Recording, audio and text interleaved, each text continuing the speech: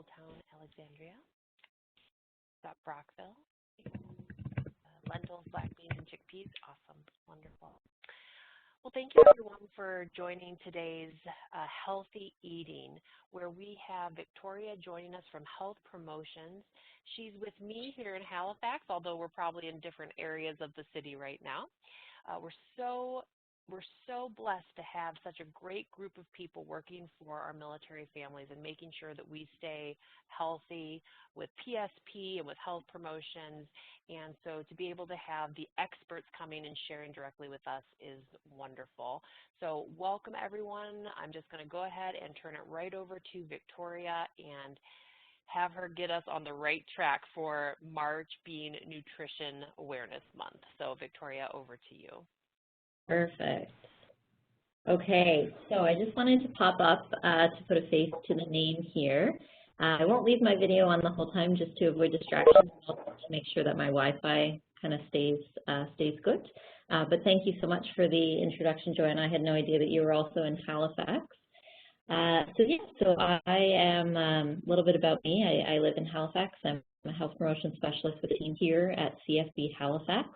And also a registered dietitian. I have been a registered dietitian since 2017 and have been in various roles from clinical dietetics to food safety, and then I think I found my niche now in health promotion, so I'm happy to share my knowledge with you. And then I also, please feel free to ask any questions. I, of course, don't have the answers to everything, but if you don't know the answer to your question, I can promise you that I will look into it and I will find it out and get it back to you. So yeah, I really encourage active participation, and yeah, any questions, please feel free to ask. So we'll get started with the content now, just for the sake of everyone's time. It's a little bit of a various different topics that we're going to cover here this morning. So we're going to bounce between kind of a wide variety of different things. So we'll try and make them smooth together and kind of tie up together in the end. Okay. So as you all know, you have registered for the Healthy Eating, which is really kind of all-encompassing health marketing and fad diets and all this kind of great resources and stuff that we're going to provide you with here today. So just to get it started, we'll just get right into the content. So hello. So I really appreciate to all of you who have taken the chance this morning to write in the chat of where everyone's joining in from today.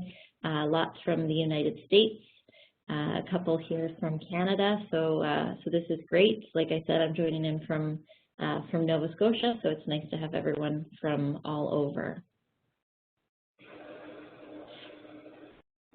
So the first topic we're going to cover this morning is balanced eating. So you may or may not have heard of the term balanced eating before.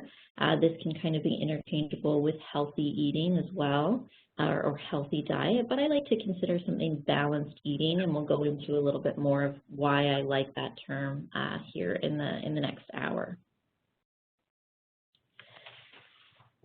So because we have some folks joining in from both Canada and from the United States, I've put two images together, one of which is Canada's new food guide, and then right beside is the food guide for America.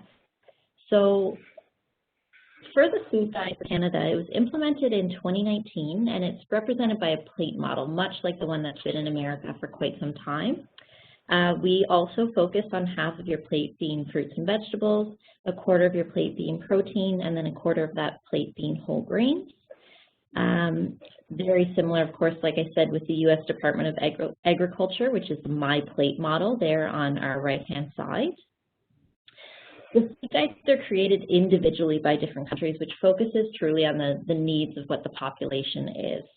So there's overlaps, like you can see, between Canada and the United States, but of course, definitely some different minor differences exist as well, which is very typical. So balanced eating is a way to provide your body rather, with the nutrients that it needs to function. It can be achieved through making, like I said, half of your plate fruits and vegetables, a quarter of your plate whole grains, and a quarter of your plate with varied protein sources. Dairy, of course, also plays a really important role in both food guides, but you can choose how to incorporate this into your balanced diet whether this be a glass of milk, like what we see recommended from the American Food Guide, or even just putting in some dairy foods within your plate, so your yogurts or your cheese.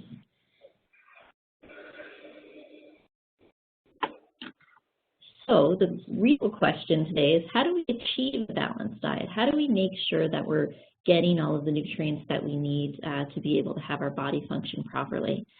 So it's really simple, to be honest.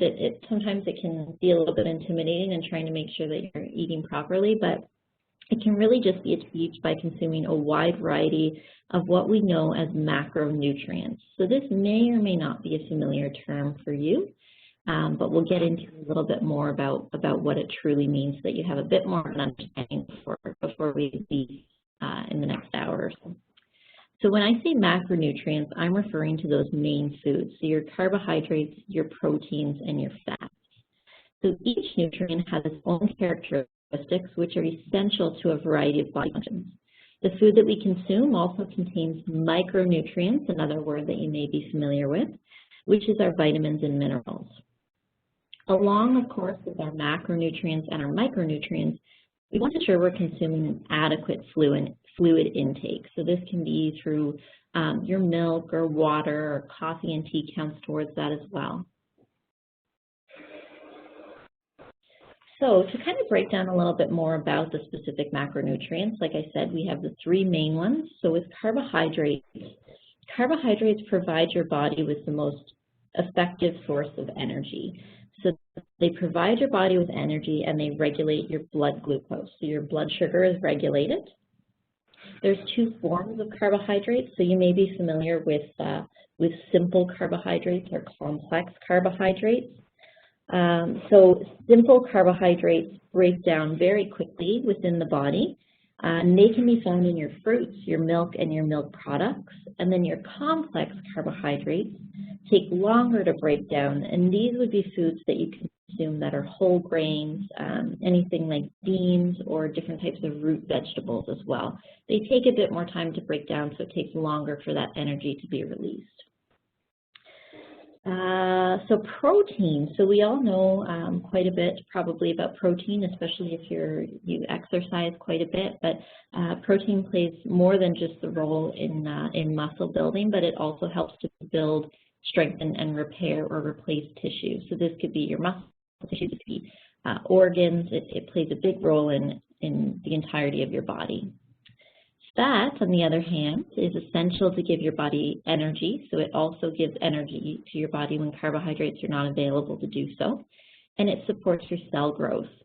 They help protect your organs and keep your body nice and warm, and it assists with your body to be able to absorb some nutrients and produce important hormones. So sometimes it's recommended that when you're consuming a certain type of food, that you also pair it with a type of fat, because this is going to help with the digestion. But we won't get too far into that, but just know that a balanced diet includes all three of these. So there's three, I guess, main types of fat that I like to pay attention to and talk to you a bit briefly about. So we have what's called saturated fats, and saturated fats are, if you can kind of think about it in a visual term, anything that would be considered a saturated fat would be something that's generally solid at room temperature. So this would be like your butter, for example. And saturated fat can increase your blood cholesterol, so that negative kind of bad, lousy cholesterol. Unsaturated fats, on the other hand, these are healthy fats, and they're generally liquid at room temperature. So think about, okay, liquid at room temperature, think about those oils that you might use when you're cooking your food. So your olive oil, avocado oil, all of those kind of good, healthy oils. They can actually improve your happy cholesterol, which is your HDL cholesterol, and lower your risk of cardiovascular disease. So we really want to aim for a diet that's high in unsaturated fats. So by simply adding in a tablespoon of oil for every meal that you're preparing is a good way to make sure that you're getting a good balanced amount of unsaturated fats, along with other different varieties of animal-based proteins. But we'll talk briefly about that. So first thing we'll do is we'll dive in a little bit more about carbohydrates. So we did talk a bit about simple and complex, the two main types of carbohydrates that we consume. So our simple carbohydrates, like I mentioned, are the ones that digest or absorb very quickly. So if you think about when you're eating an apple in the morning, or you have a glass of juice, or if you have some candy or treats, or a glass of Coke or Pepsi, normally you might get a spike of energy, and then it may start to come down fairly quickly. So these are the types of foods and carbohydrates you consume that gives you that brief, quick spike of energy. This would also include anything like your white bread or your white pasta or your white rice.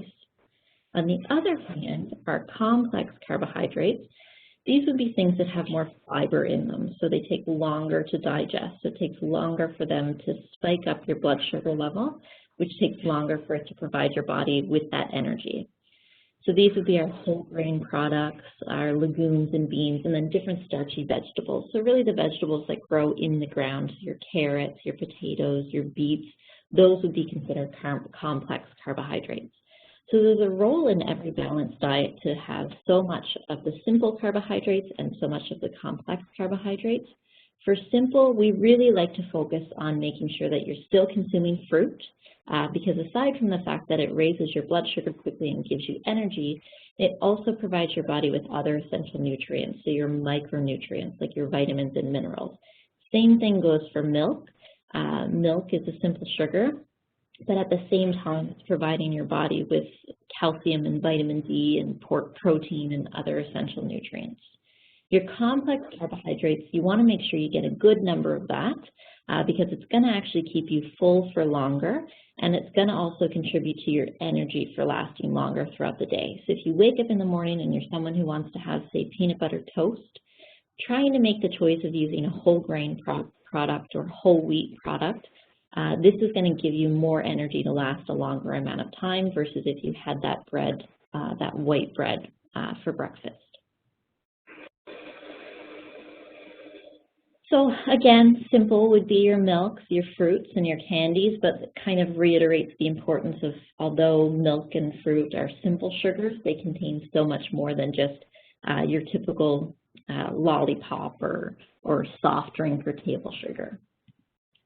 And then our complex carbohydrates, so our nice grainy whole grain bread, it's going to provide your body with an ample number of nutrients. And because of the amount of nutrients in it and because of the fiber content, it actually contributes to reducing the risk of disease. So fiber is something that's in our complex carbohydrates. We may be familiar with the term fiber. This is essential to your digestive health. It improves your cholesterol and your blood sugar levels, and again plays a role in disease prevention. Vegetables can also fall within the realm of a complex carbohydrate. So again, this would be your root vegetables, so your potatoes, your carrots, your beets, really any turnip, anything that really grows under the ground is going to provide you with that complex carbohydrate. And again, some diets do choose to limit the amount of carbohydrates they eat, but it is important to still consume some form of complex vegetables, complex carbohydrate vegetables, because of the other nutrients that they provide your body with. So we'll move along into our fats. So again, we'll talk a little bit briefly about the 3 different types of fat. So our saturated fat, again, this is going to be our meat, like our red meat is going to be saturated fat or provide saturated fat. Our butter is saturated, and then dairy products have a form of saturated fat in them as well. If you think about it visually, it's solid at room temperature. And again, our saturated fats, we want to limit the amount of saturated fats that we consume because it does sadly increase the levels of our bad cholesterol, which is our low density lipoprotein or LDL. So this LDL can actually clog your arteries. So again, there's room in a balanced diet to have that red meat, to have butter, of course, to consume dairy products, but we want to make sure that we're balancing it with the healthier way of fat, which is our unsaturated. So these would be our vegetable oils, again, liquid at room temperature. They actually help to increase the levels of your good cholesterol, known as high-density lipoprotein, or HDL. So when you're consuming unsaturated fats, the happy, like I like to call it, the happy HDL cholesterol will actually grab the lousy LDL cholesterol and take it to the liver where the LDL is broken down and removed from the body. So again, as long as you're consuming a good amount of unsaturated fats, you can rest assured that the couple times a week or the once a week that you choose to have red meat or ground beef or something like that, hopefully it'll balance out so those unsaturated fats will help contribute to removing those LDL cholesterol. So we also have trans fats. So at least here in Canada, trans fats can no longer be added to products in Canada to help to flavor foods and provide that mouthfeel. But trans fats do exist still. Trans fats are natural in some types of foods, so your dairy and your meat. And trans fat is actually the worst fat of all because it does increase your lousy LDL cholesterol, and it actually decreases your happy HDL cholesterol. So it really plays a terrible role within our health.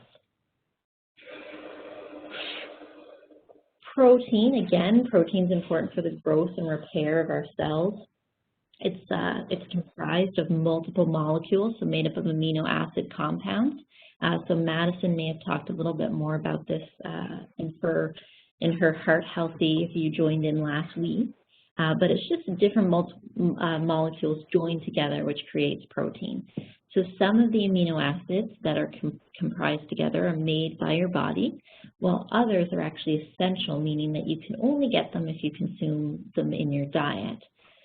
So by consuming protein-rich foods daily, since your body does not have a way to store protein, you want to make sure that it's something that you're consuming every day. So having some fish, chicken, meat, plant-based protein if you're vegetarian or vegan, soy products, and then also trying to incorporate dairy in there as well.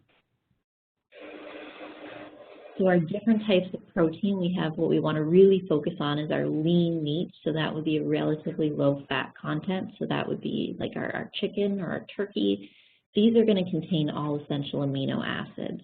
Again, like I said, there's room for those non-lean meats like our ground beef or our pork or our nice steak, but just kind of putting them within a balance and aiming to just have it maybe once per week and focusing on consuming more lean meats, or alternatively, trying to put a focus on a plant-based protein, which again has many of the essential amino acids, but can be a little bit more challenging if you're not familiar with it, because you may often have to pair different plant-based proteins together to form a complete protein. So this would be, say, pairing quinoa with black beans, or kidney beans with buckwheat, or there's different ways in which you can make sure you're getting enough protein on a plant-based diet.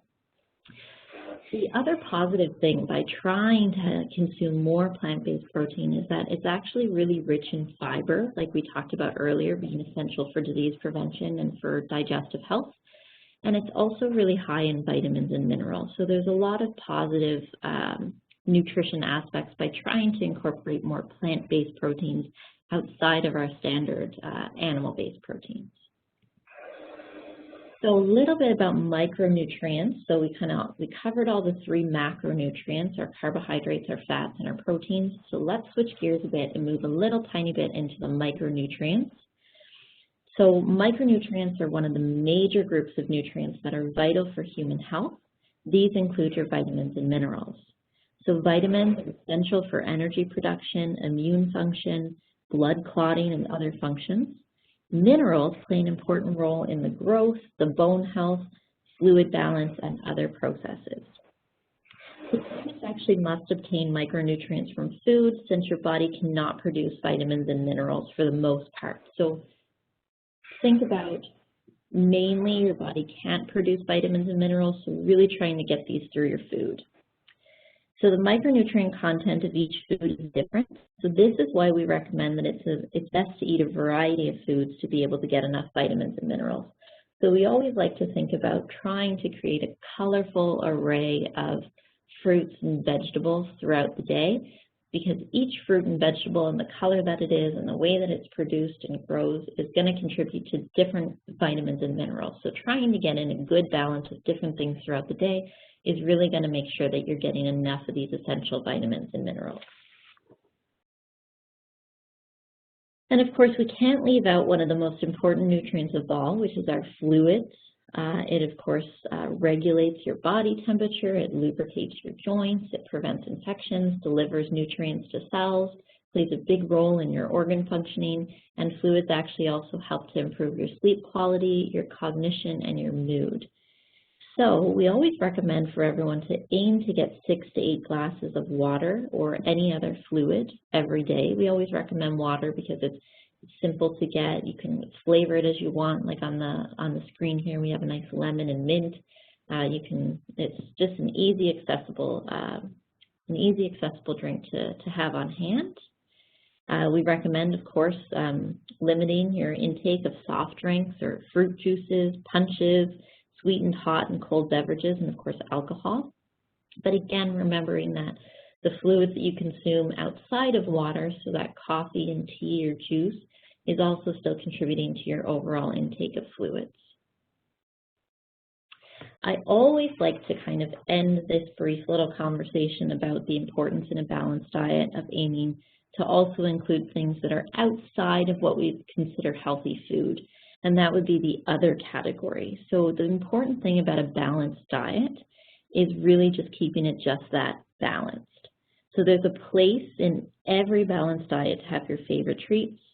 It's all about moderation, and this includes your other vices, so your products like your candy or your chocolate or your fast food when you're out on the go and you didn't have time to prepare anything. Chips, if your spouse brings home, we were talking about this earlier, if your spouse brings home chips, you don't want to feel that guilt. You never want to feel guilty about the food that you're consuming, but making sure that you know that these things do have a part in a balanced diet, as long as you're also consuming the healthy foods the majority of the time, and then these other categories, these other types of foods that we all love so much in a lower amount and within moderation. So we're going to switch gears a bit. So I'll just give you, while I take a sip of water, I'll just give you a couple seconds maybe. If you have any questions related to that content specifically, feel free to type them in the chat, or if you prefer, you can definitely wait until the end to see if maybe your question gets answered as we kind of cycle through the content. Anyone else ever get derailed because other people in your home don't stick to healthy eating plan? Absolutely. Does anyone else feel that way? I know for me, my husband and I both eat very differently. Although I'm a dietitian, I definitely do consume things that are not a part of a healthy, balanced diet, because that's just, it's good for your mental health and your overall well-being to make sure that you're consuming other foods that you thoroughly enjoy that may not be as healthy. But I know definitely, I imagine it must be challenging when you have kids. Anyone who has kids in here, maybe the snacks and things that they ask for may derail you a bit from what your plan is.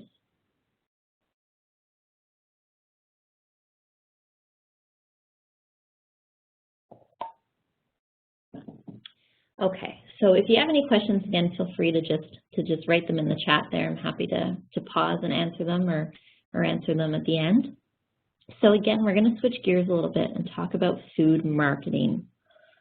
So food marketing is a really interesting topic, and every time I read through the content of what I'm going to prepare, I almost learn something a little bit more about how I can help myself not be, I guess, a victim of food marketing.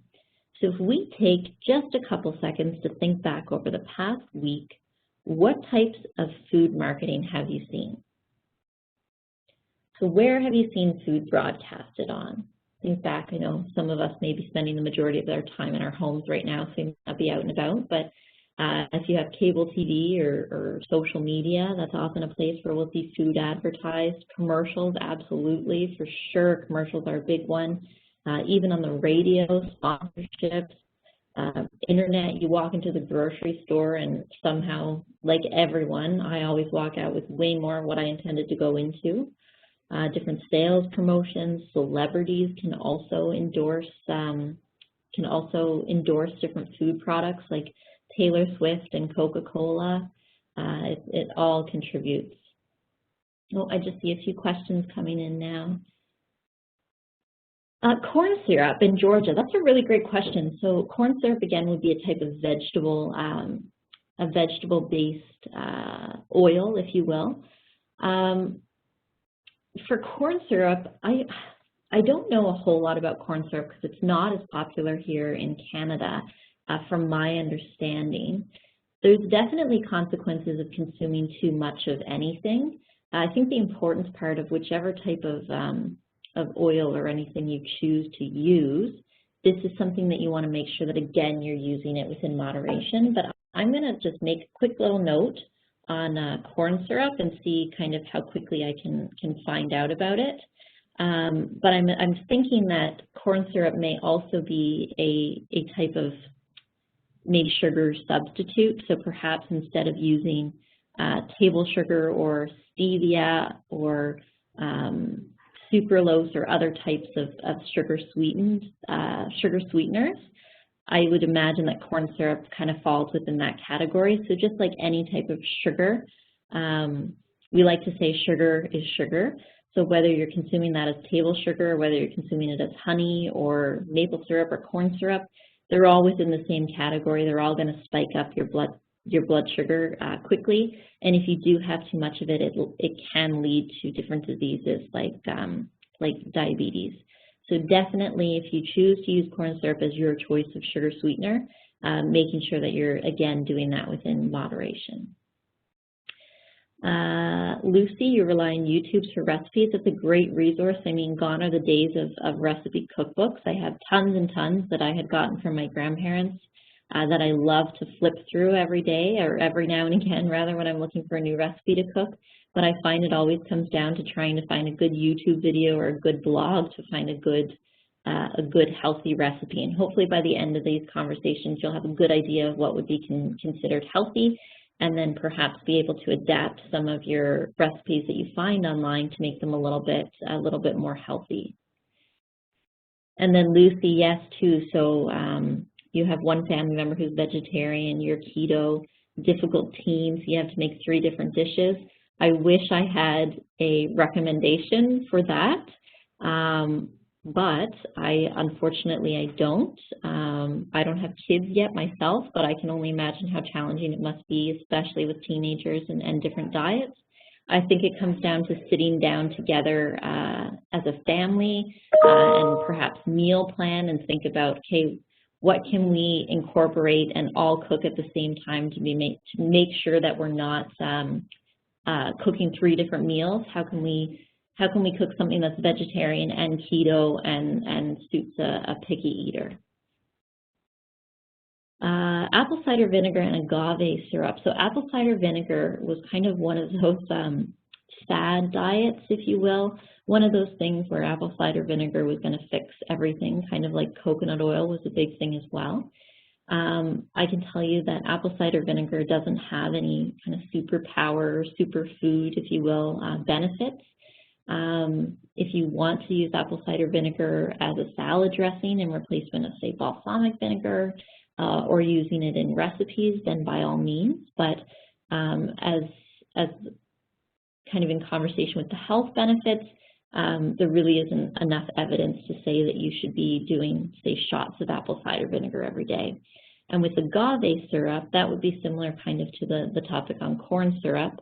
Agave syrup is just another form of a sugar. It comes from a plant, so it's a plant-based source, which is a little bit better, kind of like stevia, but it is still going to contribute to increasing your blood glucose. So it really just depends on what type of flavor you're going for in your coffee or your tea or whatever you're using that for. Okay, great questions. Thanks so much. So let's talk a little bit more now about food marketing. So we shared a few things, like you see commercials or Instagram posts, YouTube videos, maybe you're going to see these foods advertised. So food marketing actually begins at a very young age. So different brands look to influence brand loyalty, and specifically to children, because children do not have the mental capacity to filter information like adults do. So remember this the next time you're walking down the cereal aisle, and take a look at the children's cereals and see kind of what advertisements are on it to draw children towards wanting that cereal and to kind of trick them, if you will. And then if you're sitting down with your kids watching cartoons, take a look at the different advertisements that come on that are related to food. It's really quite amazing when you have the eye to kind of be looking for it. So a study was conducted by the Heart and Stroke Foundation here in Canada and found that in one single year, kids between ages 2 to 11 view more than 25 million food and drink ads online. So that's within a year, which is unbelievable. So now that we're all going to get hungry, whether or not we like McDonald's or not, think about what comes to mind when you see this.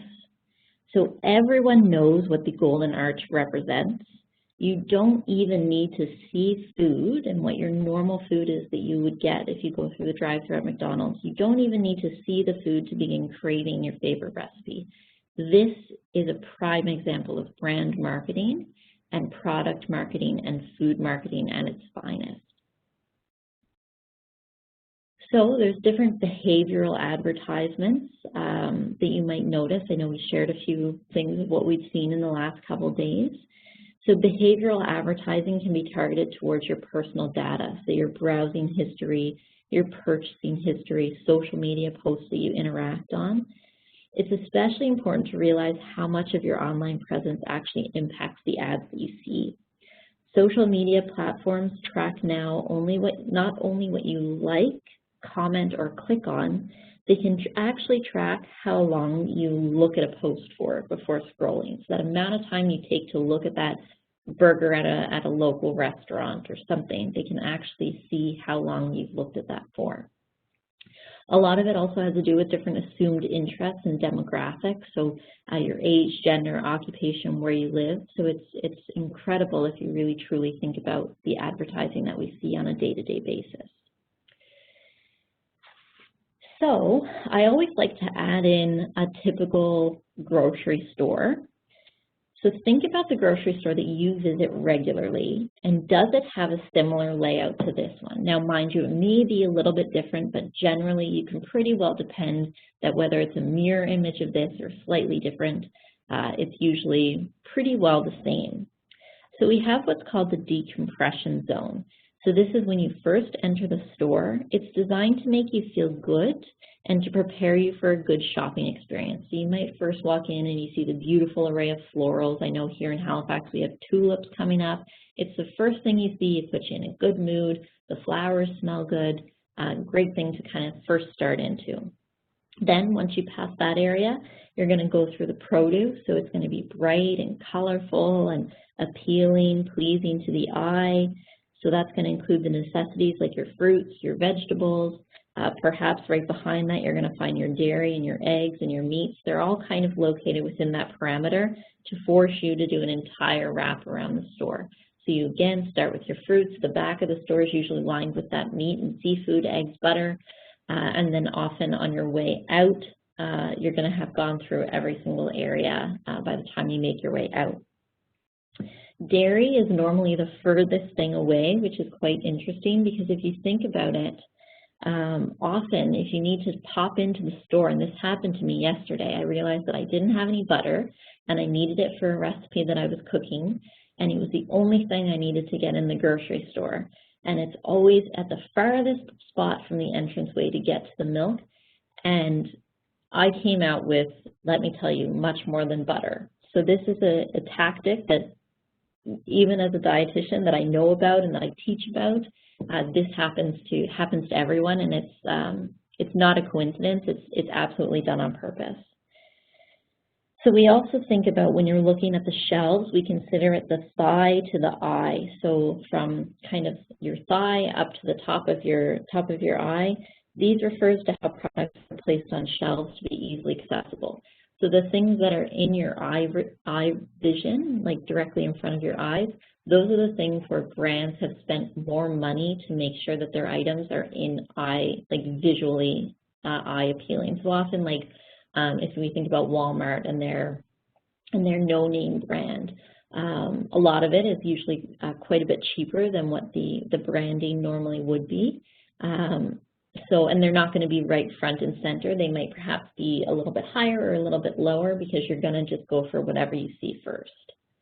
So next time you walk through the grocery store, kind of think about it and see what the layout of your grocery store is, and then be like, I'm not going to get tricked this time. So how do I avoid being manipulated? How do I avoid getting tricked in this? So you want to be aware of the marketing tactics. It's important to recognize when foods are being marketed towards you, making informed decisions based on food labels rather than relying on marketing messages. So something may look super appealing and might be marketed to look really nice and appealing, but taking the time to take it off the shelf and see, is this healthy? Will I use it? Is it worth it to purchase, or am I being tricked? Why do you want it? Is it healthy? Did Instagram tell you to try it? Will it provide you with nutritional benefits? So question why you want to purchase an item if you feel like you went into the store and didn't intend on buying it.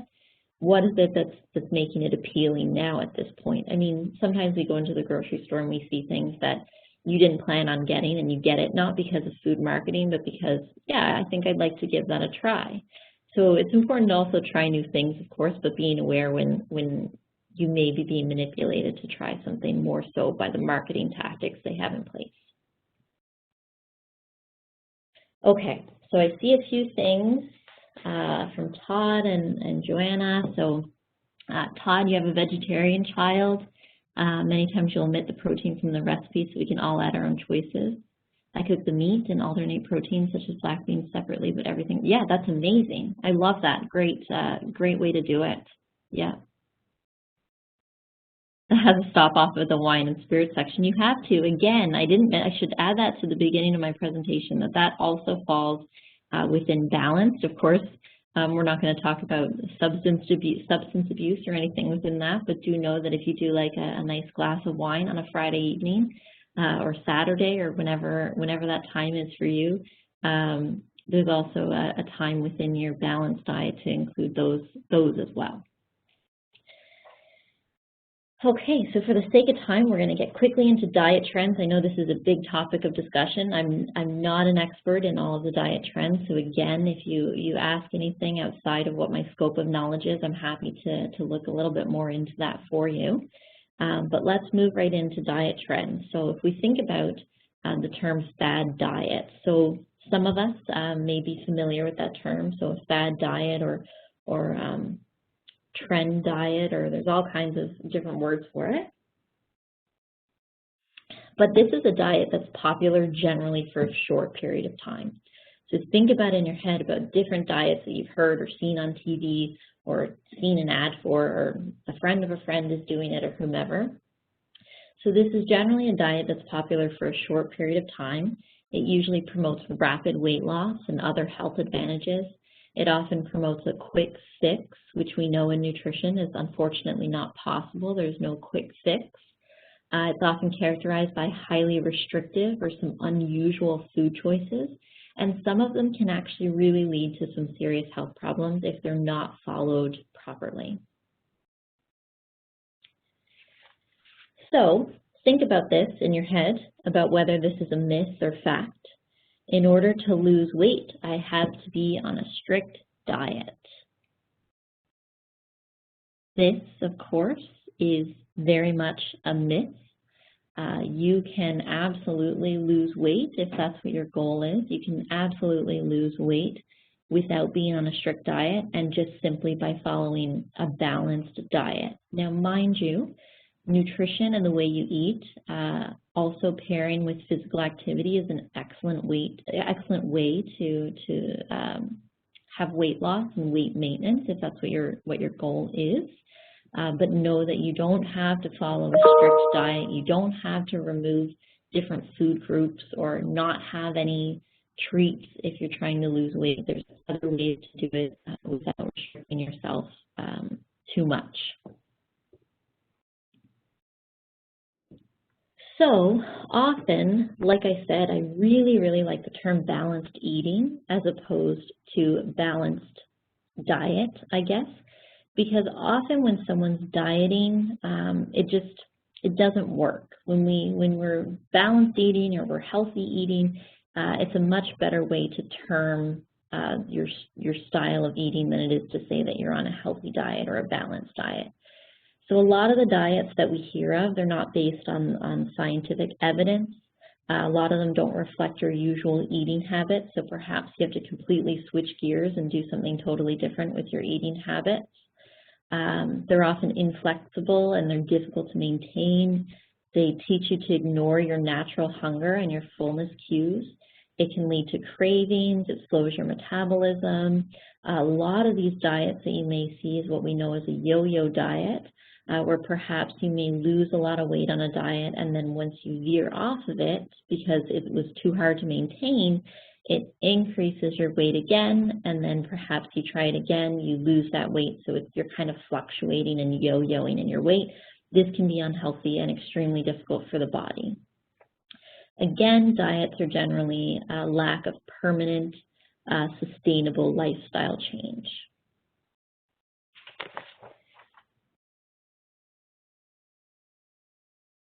So we like to kind of put this in here as a diet cycle of despair. So often when one of us goes on a diet, if I've been on a diet in the past, or if I have a client who's been on a diet, or a military member's been on a diet, often there's a full cycle of despair with this. So you may have the beginning, I have a new weight loss idea, or I'm going to follow a different diet. This one's going to be different. I know I can succeed. Then it leads into the fact that, no, I just can't do this today. It's impossible to stick to. So this would be the type of diet that's eliminating a food group or something that's extremely challenging. If you don't follow that diet that you said you were going to stick to, you may feel shame or guilt or regret. This also increases the weight that you may have on. You may feel shame or be shamed, unfortunately. And which leads into I'm not in the weight and shape I used to be, and then it's kind of that cycle. So this is so common, and I appreciate those who have said that they've been in this diet cycle of despair, because we all have. I mean, we've all tried in some ways to find an easy way to lose weight or to get back on track.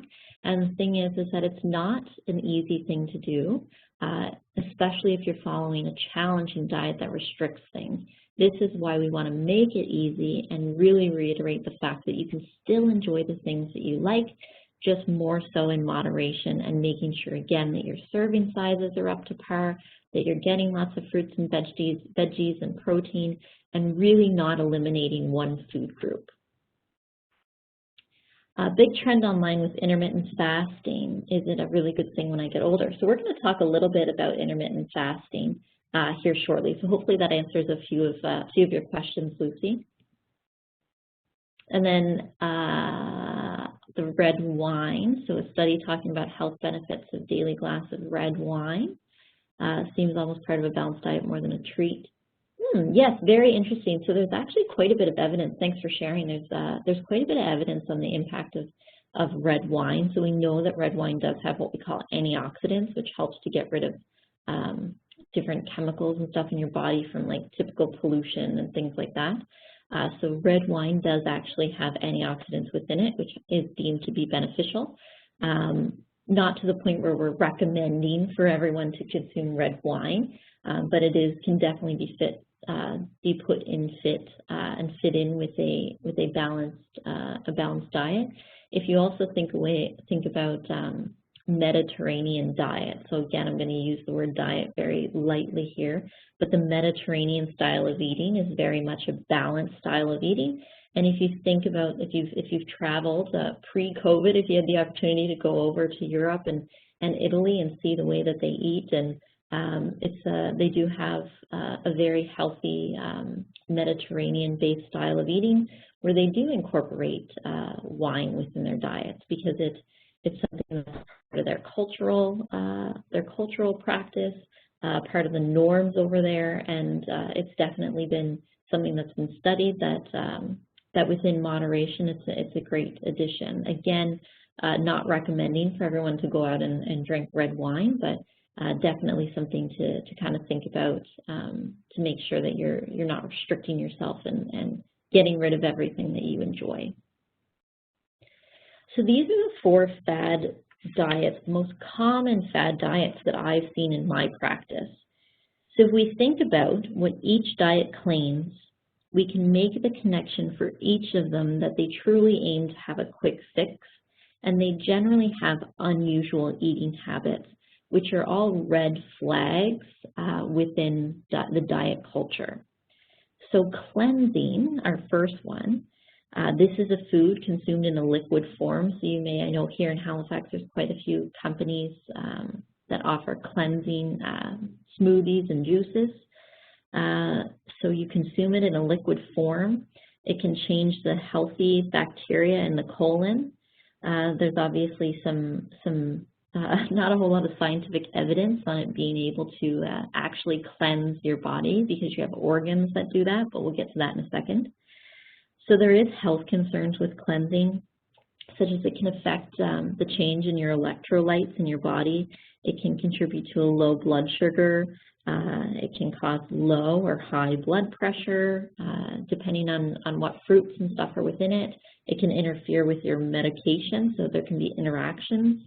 And it can actually lead to vitamin and mineral deficiencies because you may not be getting enough of something that you normally would in a diet when you're actually consuming food. The side effects of cleansing can include cramping or bloating, nausea, vomiting, headaches, lack of energy, which really doesn't sound very appealing.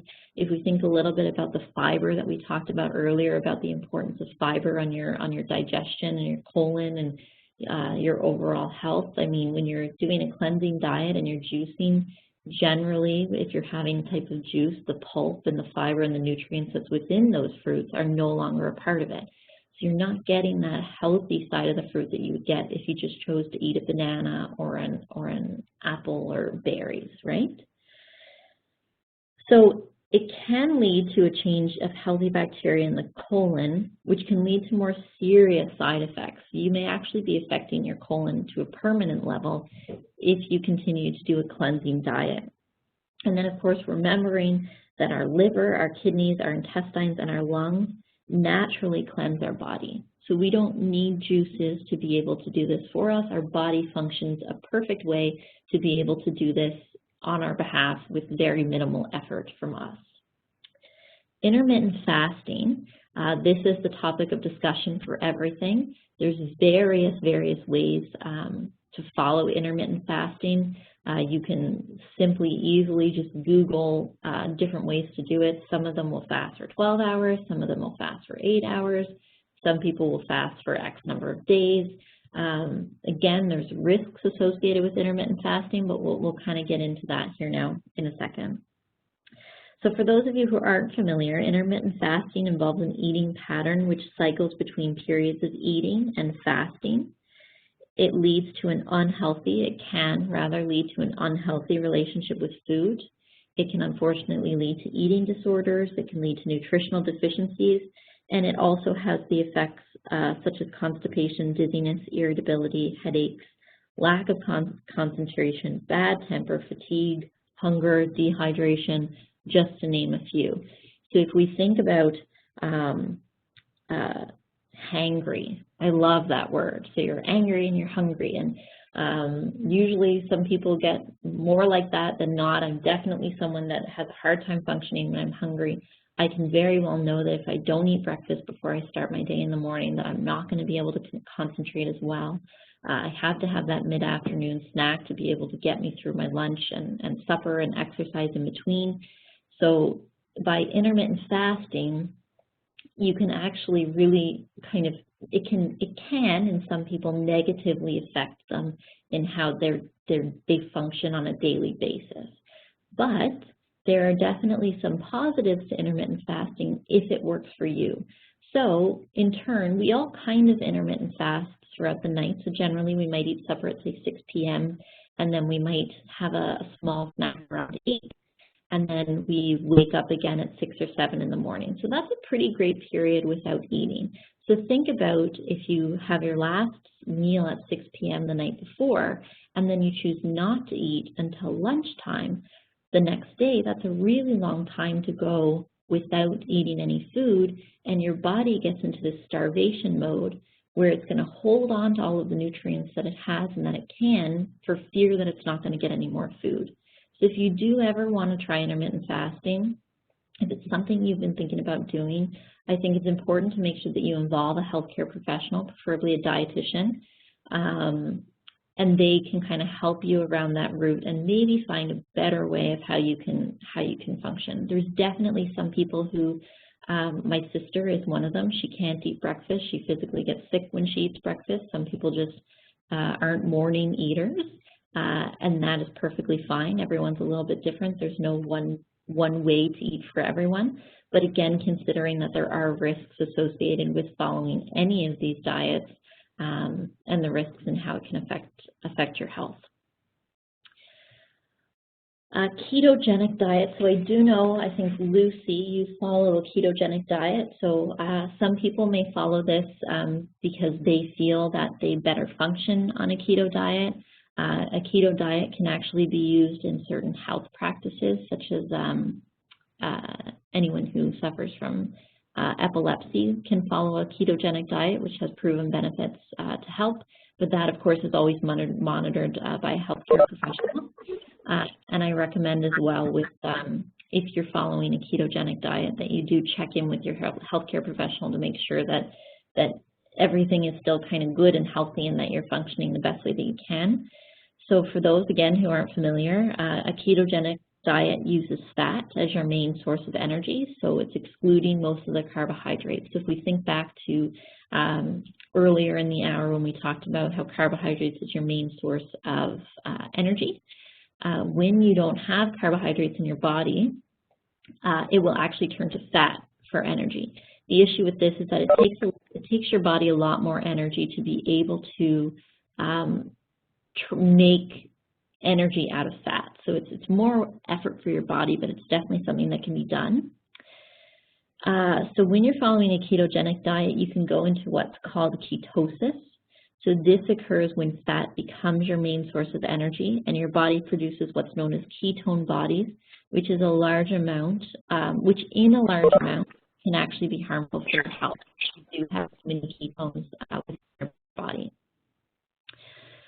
There's known side effects that by following a ketogenic diet, and this can be known as a keto flu. So I know anyone that I've known who has followed a low carbohydrate diet and high fat diet, they sometimes get flu-like symptoms, so your headaches, fatigue, nausea. You can get constipation, of course, because you're consuming a high level of fat and not enough fiber, because you get that fiber from carbohydrates, right? You can have delayed recovery. It can be difficult with endurance exercises, because endurance exercises, you really need to have a good amount of carbohydrate in your body. And then, of course, there's other risks like your nutrient deficiency, different adherence, and gut health. So ketogenic is probably one of the most challenging diets to adhere to because it is it's so restrictive. I'm just going to quickly read through the chat to see what we are chatting about. Okay, so Lynn's provided some books. Okay, Canadian physician, great. Good, yeah, so again with the resources we're going to talk about here in a second, if you're looking for a book or a blog or something, you want to focus on getting information from someone who is reputable. So if you're looking for nutrition information, I would suggest trying to get it from a dietitian or a nutritionist or a physician who has a focus in nutrition. So any physician may claim to know about nutrition, but unless they have some type of evidence like a master's or a PhD, then I would suggest trying to stick to the food experts, which would be dietitians or nutritionists. But those are great. Great that I haven't looked into those books, so I will, and thank you for sharing. Lynette, smoothies, they're great when you eat and drink them. Let them stay in your mouth a few seconds as the enzymes in your mouth is the first step in breaking down. Yeah, so that is true. So the foods do break down first within your mouth. So the saliva that you produce actually helps contribute to breaking down. So that's kind of the first step in absorption. Leaving it in your mouth for a few seconds, I'm not really sure if that contributes to a more large amount of digestion, but it's definitely not doing any harm. It's definitely something that would be interesting to look into and see if there's any studies about. But yeah, you're right. It starts in your mouth and kind of moves down the digestive tract into the stomach and then beyond. But yeah, if it's not doing any harm and you don't mind doing it, then by all means. Keto low carb was the only thing that got my husband's A1C below 7 over 10 years. Hard to stick with. Wow, that is really, really amazing. So I have actually heard some interesting information. When keto first came out, it was one of those things where it was not recommended for anyone who had high A1C or had diabetes. And it's interesting to see the research that's come out in the last 5 years or so to show kind of what the effects of it can be as long as it's followed properly. But it's definitely super hard to stick to because you don't get to consume those nice carbohydrate foods. I'm a big carb eater. I could never do keto personally. So it's definitely difficult to kind of stick to. Oh, Melissa, if you haven't gone already, thank you so much for joining in. I think it's being recorded, so she may be able to join in a bit later. And then Lynn, 80-year-old aunt, completely reversed type 2 diabetes. Yeah, see, that's amazing. So the research that's coming out is definitely beneficial. And again, just making sure that you're doing it in a healthy way. So for the sake of time, I'm going to kind of fly through paleo a little bit. This one's not near as big or eventful as it was in the past. But this is kind of a diet where people follow what our hunter-gatherer ancestors may have done in the Paleolithic era. So it's high in your meat, seafoods, eggs, nuts, seeds, fruits, and vegetables, and eliminates the wheat, grains, dairy, beans, refined sugars, and salt. There's definitely health risks associated with this, which includes nutritional deficiencies. And the truth is, if we really think about it, our ancestors only ate what was available to them at the time, and their diet is nearly impossible to replicate. So it all comes back to balanced eating and how it's the best way to provide your body with the nutrients it needs to function. So healthy eating isn't just about the food that we eat. So we know that healthy eating includes a rich variety of vegetables, fruits, whole grains, and protein. They should be consumed regularly. Among your protein foods, you want to make sure you're consuming a plant-based protein, maybe once or twice a week. Water should be your beverage of choice. And also remembering that the fruits and vegetables that you consume can be fresh, frozen, canned, or dried.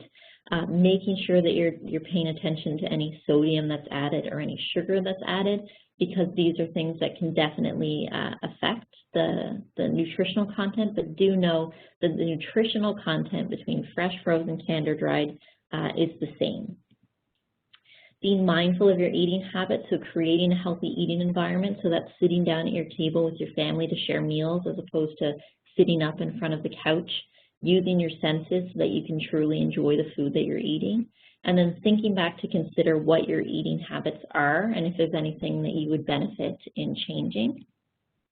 Cooking more often, so if there's any time, like during COVID when we were all forced to be home and perhaps cook, this was a great opportunity to be able to incorporate learning new skills, relying less on highly processed foods.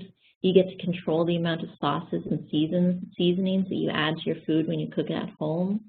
You want to make foods that you and your family will like and that you'll eat together, so it can be like a whole family event. You actually save money by cooking more often, and you get to choose healthier ingredients. And then finally, one of the most important, or the last two important, is enjoying your food. So tasting the flavors of your food, being open to trying new things, and developing that healthy attitude about food and not feeling guilt or shame if you eat something that perhaps would not be categorized in a healthy diet. And then finally, sharing meals with others. So this has been a huge, huge challenge in the last year, but we want to make sure that if you're not able to physically get with people to share a meal together, trying to find other ways to do it, whether that's through FaceTime, sharing meals. I know I did that during Thanksgiving. I tuned into FaceTime with my grandparents in Newfoundland, and we were able to share kind of a turkey dinner together, even though we couldn't all be together. So healthy or eating habit tips, you want to change your shopping habits. Of course, watching your portion size, so trying to use a smaller plate so that you're not filling up a larger plate, which would be larger than the portion size. And then changing the way that you prepare your food by using different spices and herbs outside of the standard salt and pepper, and changing your eating habits. So one of the most important things that I want you to take away from today is the different resources that we have available here in Canada and the US. This is not an extensive list of resources, but these are ones that have been vetted by dietitians and by other health professionals. You can either jot these down or screenshot this page, but do know that these 1 to 5 resources are really, really amazing if you want to learn more about nutrition from reputable sources. The third one in the middle there, Cookspiration, that's actually a Canadian app. I'm hoping that you can download it if you are in the States. This is an app where you can put in what the time of the day is and what type of food you're looking for, and it'll auto-populate recipes for you that's been created by Dietitians of Canada. A great way to kind of stem new eating ideas. So that is all for the content. That was a lot of content, and I apologize for trying to catch up kind of there in the end. I'm just going to quickly read through some of the last question here from Tom. Many ads down in the U.S. for the benefits of adding turmeric to your diet. That is very, very interesting, Tom. So turmeric was another one of those kind of superfoods, if you will, which is a term that doesn't really mean a whole lot. It's one of those buzzwords. Turmeric is, of course, a different spice, and there's definitely benefits to different types of spices that you add to your diet. So again, some of the things in your spice cabinet actually contribute to a healthy lifestyle in the way that some of them have antioxidant properties. Some of them have kind of anti-cancer properties, all within small amounts. Nothing that you're going to go out and make a shake with it and eat it all the time, but there's definitely different properties to it. For turmeric, apparently they say that it does help with heart health. For the science of it, I don't know a whole lot, to be honest, off the top of my head. One thing that I would say is again, if it's an ad that's not kind of provided by health resources, so your hospital down there, if they're not saying it or if a dietitian is not saying it, then I would assume that perhaps maybe it's one of those buzzwords and one of those things that they're promoting because they may get something out of you purchasing it. So again, if you like to consume turmeric and you can add it to different types of meals, then absolutely I would add it into it, but I wouldn't start putting it in everything with the assumption that perhaps it might fix everything. I hope that long-winded answer helps to answer your question. Superfoods, so yes, it's definitely a marketing term, and it does absolutely work. We can think about all the different superfoods that have come and gone. I know we talked about quite a few of them this morning. It's definitely a buzzword that gets people assuming or thinking that, oh, this is a superfood, I should really start eating more pomegranate or whatever. It's definitely a term that people stick to and assume that if something is categorized as a superfood, then it must be healthy and it must kind of solve all of our problems. I don't think I missed any questions. If I did, you can let me know, or if anyone else has any other questions, I'm super happy to answer those as well. But I know we're a few minutes over in our time here, and I could talk about this all day. Yeah, so you can feel free to unmute yourself and ask, or you can put your questions in the chat. Otherwise, feel free to leave the session by just closing out your browser window. We'll just leave it open here for a few minutes for anyone who does have any questions. Perfect. I am going to stop the recording, though. That way, if people have personal questions, they won't